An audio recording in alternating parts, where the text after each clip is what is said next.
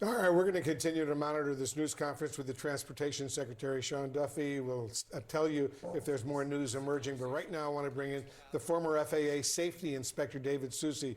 David, what did you make, first of all, from what you heard from the Transportation Secretary and from the President of the Air Traffic Controllers Association, how serious this crisis is, this government shutdown that's affecting air travel? It's incredibly serious, Wolf. I don't think anyone questions that whatsoever, either side of the aisle. What concerns me most, though, is that the FAA has constantly and for years has been used as a leverage tool to get budgets approved. It's always been that way. No one wants to say, hey, we're shutting this down. So in this case, one of the things that bothers me, Wolf, is that they're not thinking of any other alternatives. They're thinking the only fix to this is to get the budget approved, and that's simply not true. There's the Government Employee Fair Treatment Act guarantees that these controllers will be paid as soon as the government's back in order. So they're going to get these paychecks. I want to set the record clear. They're not working for free. That money is still there. It's going to be paid as soon as the government can get their act together. So there is a short-term solution, which is to give government loans for them, and they're not even talking about that. They don't even want to talk about those things.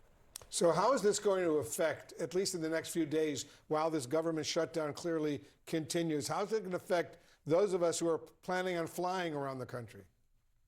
Well, as Sean Duffy pointed out, it's not a safety issue per se. What it is a delay issue. It's super inconvenient. It's a problem, but I don't see it creating actual safety issues for those people that do fly and get on their planes. It's going to be terribly inconvenient. There'll be canceled flights. It will continue to be canceled.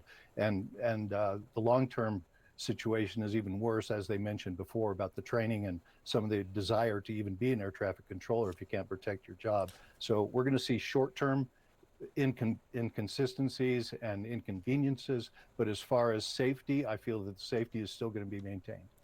And very quickly, before I let you go, David, if the government shutdown ends in the next few days, how quickly will it take to resume travel as usual? Well, it will resume travel as usual, but as they said, they're already short 2,000 to 3,000, and I think that number is even low, considering that they're going to have to train for the new systems coming in. So I think it's going to be a while before we're still going to see delays. Could be as long as a year before we actually see it back to normal. Yeah, 2,000 to 3,000 air traffic controllers. That is a lot. David Soucy, thanks as usual. Thanks very much for joining us.